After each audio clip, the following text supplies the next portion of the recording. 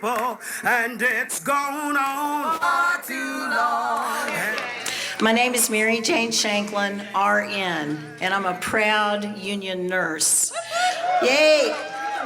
I'm a proud member of National Nurses United, and we are proud allies of the Poor People's Campaign.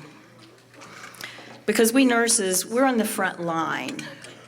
We're the ones that sit in the hospital, in the ERs and the ICUs, and hold the hands of people that are dying from treatable illnesses. And it's getting to us. The nurses are really, really tired of doing this.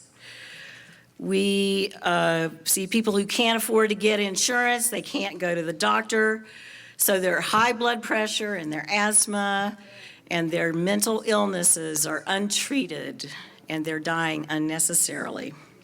Now, I'm also a Kansas farmer's wife. And not only that, I live in the same household with my 88-year-old father-in-law, who is also a Kansas farmer. And I want to tell you something that scares me to death. Kansas farmers are committing suicide at a far greater rate than the national average. Why? Because they're stressed out. They're stressed out. They're usually in debt up to their eyeballs because they can't pay for all the equipment that it takes to run a farm. And they're in the most dangerous line of work there is, yet many can't afford to buy health insurance. They work day in and day out, and they rarely get a break. And they don't talk much sometimes. They're kind of silent, they analyze things. And every now and then, my 88-year-old father-in-law says something that gives me pause, that he's thought about suicide because he's getting old and crippled, and my husband does all the heavy lifting. And every now and then I hear something and I'm like, what did he just say?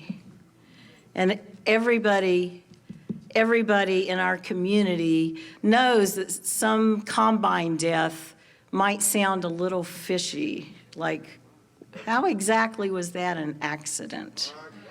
Yeah, they're committing suicide. Woodson County, which is 2 hours straight east of here, is the poorest county in Kansas. We have no hospital. We are in a food desert. We have one grocery store for the whole county. We're also in a news desert. Our local news does not come out of Topeka or Wichita. It comes out of Joplin, Missouri.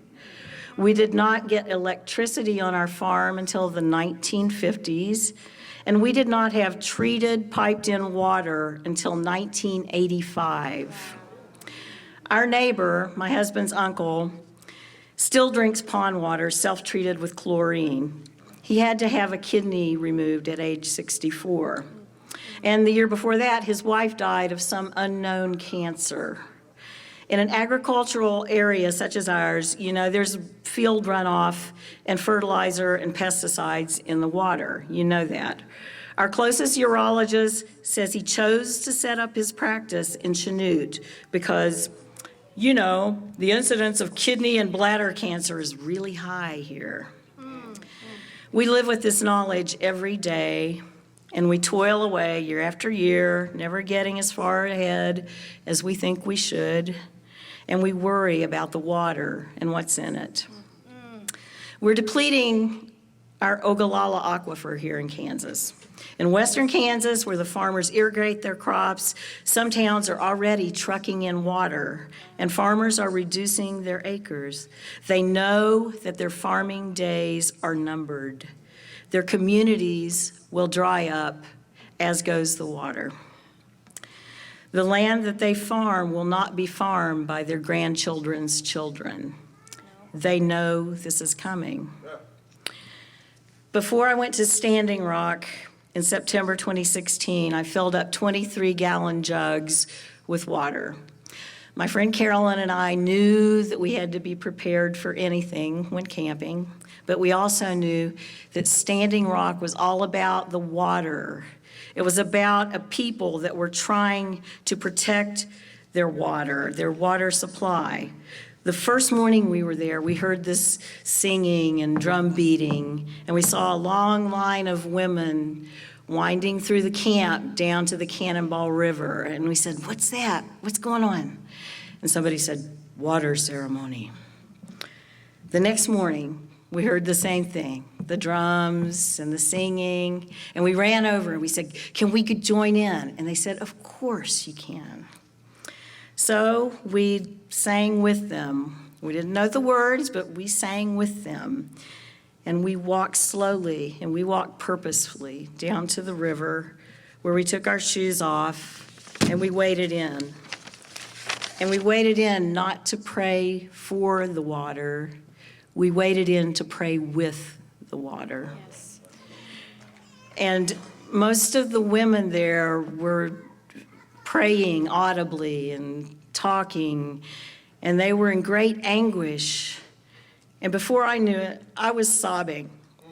I was sobbing and I was begging the water for forgiveness for being inattentive and blind and unaware. Something happened to me at Standing Rock. Say that.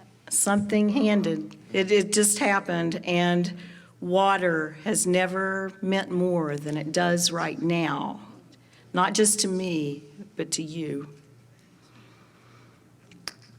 Every farmer that I know knows someone that has committed suicide, and every farmer I know worries about the water because water is life.